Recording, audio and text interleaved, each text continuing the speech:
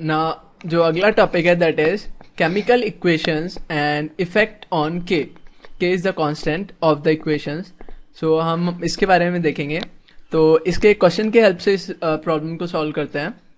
So the problem is consider the following reversible equations a plus b giving p and 2b plus c giving 2d and पहले वाले का case 6 given है, दूसरे वाले का case 4 given है and we have to find out the equilibrium constant for the reaction a plus d से p plus c by 2 बन रहा है। हमें इस वाली केमिकल इक्विलिब्रियम रिएक्शन का के फाइंड करना है। तो फर्स्टली रिएक्शन देखते हैं, पहली वाली that is a plus b and equilibrium setup है, a प्लस बी से p बन रहा है एंड इसका k है 6 एंड जो दूसरी रिएक्शन है that is 2b plus c से 2d बन रहा है और इसका k है 4। अब यार आपको देखोगे आपको बनाना क्या है, फाइनल इक्वेशन में क्या आ रहा है d, लेफ्ट हैंड साइड में d आ रहा है। तो फर्स्टली हमें क्या करना पड़ेगा, सेकंड वाली इक्वेशन को रिवर्स करना पड़ेगा। तो इसको रिवर्स कर देते हैं। लेट्स से ये रिएक्शन 2 है, तो रिवर्सिंग सेकेंड, तो रिवर्स किया तो क्या हो गया, 2d से अब हमें मिल रहा है 2b प्लस c। अब इसकी वजह से इसका k भी चेंज हो जाएगा, it will become 1 by k, so it is now 1 by 4।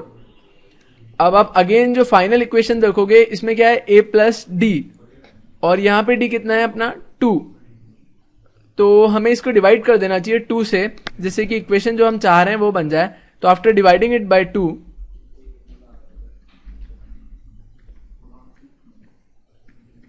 सो ये बन गया d b plus C by 2 and k इस बार जो हो गया वो रूट में चला जाएगा, बिकॉज जितने फैक्टर से हम डिवाइड करते हैं उतने ही फैक्टर से हम उसे रूट में ले आते हैं, तो it becomes 1 by 4। So k आ गया हमारा 1 बाय 2। ठीक है, अब आगे चलते हैं। d आ गया यहाँ पे b प्लस सी बाई 2।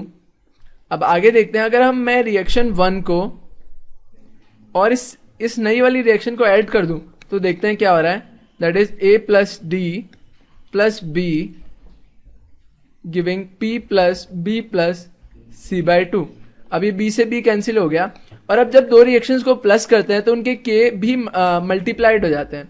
तो जो इस रिएक्शन का k बना वो क्या बना, 6 इंटू 1 बाई 2, तो जो k बन गया वो हो गया 3। तो अब यही क्वेश्चन में पूछा था, हमें k फाइंड करना था, इक्विलिब्रियम कांस्टेंट इस रिएक्शन का, तो हमने फाइंड कर लिया k बराबर 3।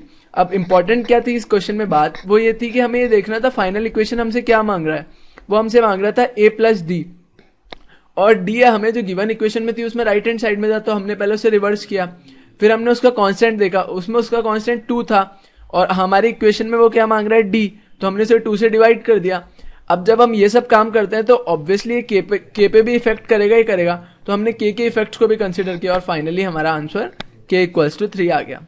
सो ये अच्छा प्रॉब्लम था, इसमें केमिकल इक्वेशंस का भी यूज किया हमने, रिवर्स किया, डिवाइड किया और के पे जो इफेक्ट हो रहा था उसको भी कंसिडर किया।